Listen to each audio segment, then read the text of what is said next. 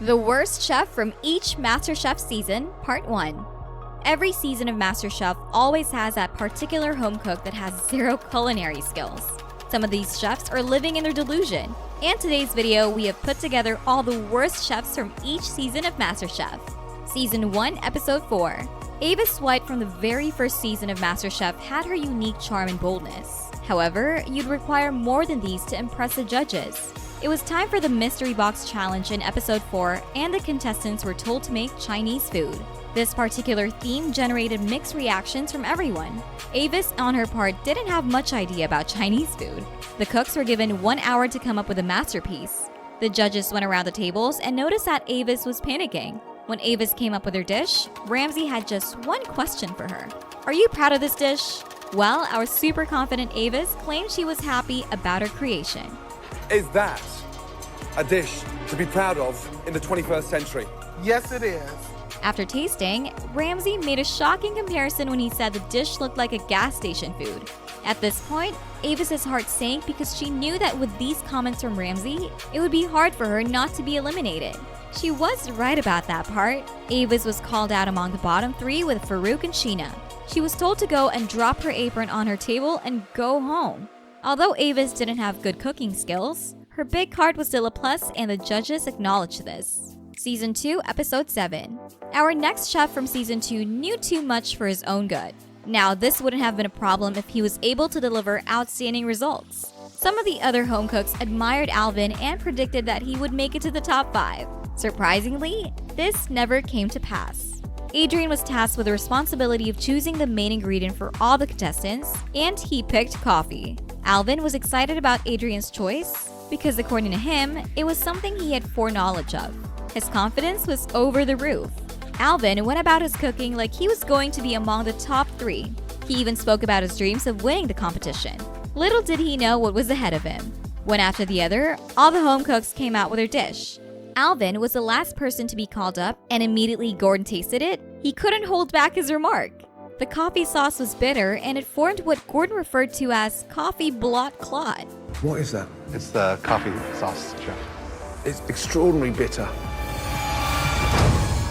There's like a coffee blood clot.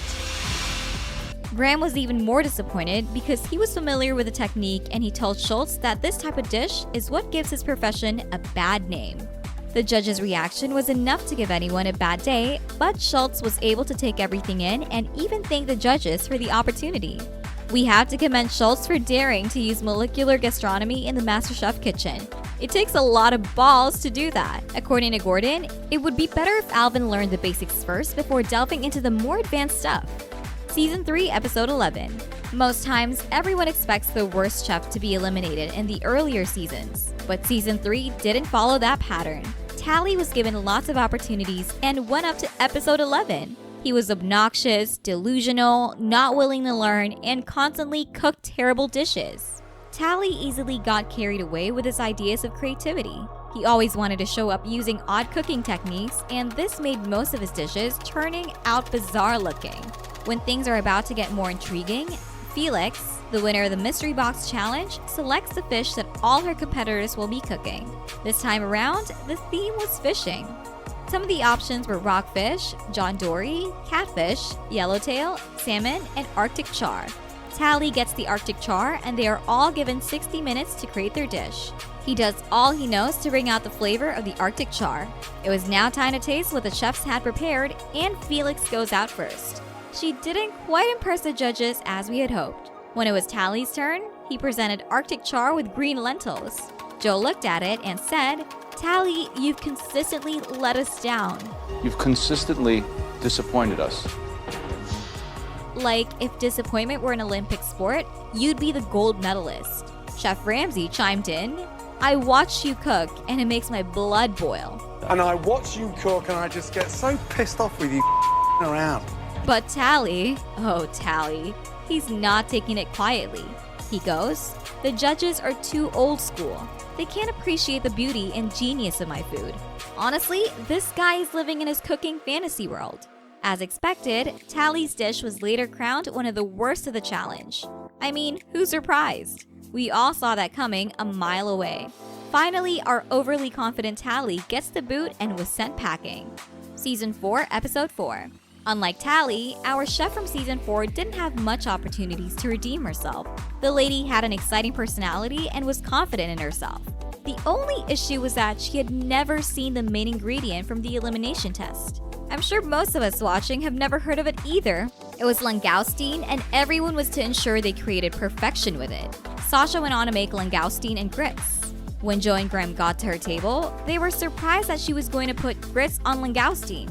But Sasha seemed to be so sure of herself.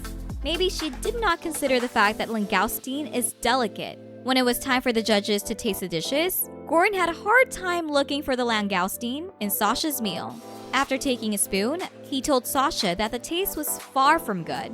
According to Gordon, the combination was all wrong. Gordon took one look at the plate and said, "It looks like someone pooped on the plate." First of all, it looks like someone's pooped on the plate. Ouch. Then Joe asks her how much she thinks her dish is worth. And with all the confidence in the world, she says, $55 with the grits. With the grits, I'll say 55. Joe didn't miss a beat and fired back. More like 55 cents. This is probably worth 55 cents. Talk about a burn. After the tasting, she was sent straight to the bottom 3 with Howard and Malcolm.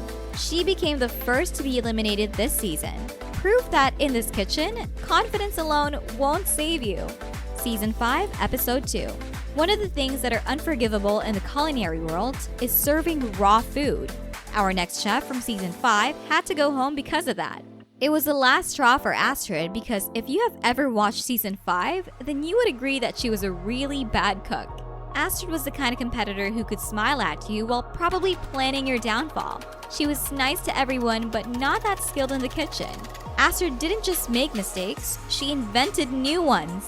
It was like she was on a mission to break records for how many ways you can mess up a dish. And don't even get started on her kitchen hygiene. She treated the floor like it was a giant compost bin, tossing food scraps around like she was spreading confetti at a party. Despite a tiny glimmer of hope early on, Astrid's dishes quickly revealed the ugly truth. She didn't have a clue what she was doing. In Episode 2, during the Dessert Mystery Box Challenge, Astrid made lemon tarts. She was called up along with Cutter, while Big Willie and Courtney stood on the other side, probably trying to remember if they'd brought their good luck charms. The judges dropped the bombshell. One duo was in the top 2, and the other was in the bottom 2, with one person having to say goodbye to MasterChef Kitchen. After Astrid and Cutter were named the bottom 2, it was time for Astrid to present her masterpiece, lemon tarts with lavender and fresh berries. Gordon took one look and realized something was off. "These tarts are raw," he pointed out. That's raw, right? I imagine so. To which Astrid casually replied, "I imagine so," as if raw desserts were part of the plan. Gordon, trying to keep a straight face, told her she should have, actually cooked the tarts. He was struggling to find any glimmer of hope in the situation, probably wishing he could untaste things. Graham bravely took a bite, only to discover the tarts were as hard as a rock. After the 2 dishes were tasted, Astrid was eliminated for serving the worst dessert of the challenge. She accepted her fate with a sigh. "I guess I should have practiced baking more." Season 6, Episode 13. In Season 6, Shelley entered the competition like a lion. At first, she was all about hard work and fierce competition.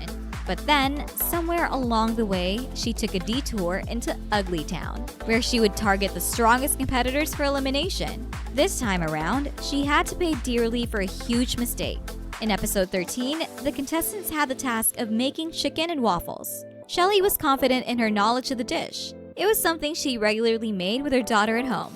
However, it wasn't one of Shelley's best days as her chicken turned out to be bland. It was undercooked, and there was no way the judges were going to allow this to slide.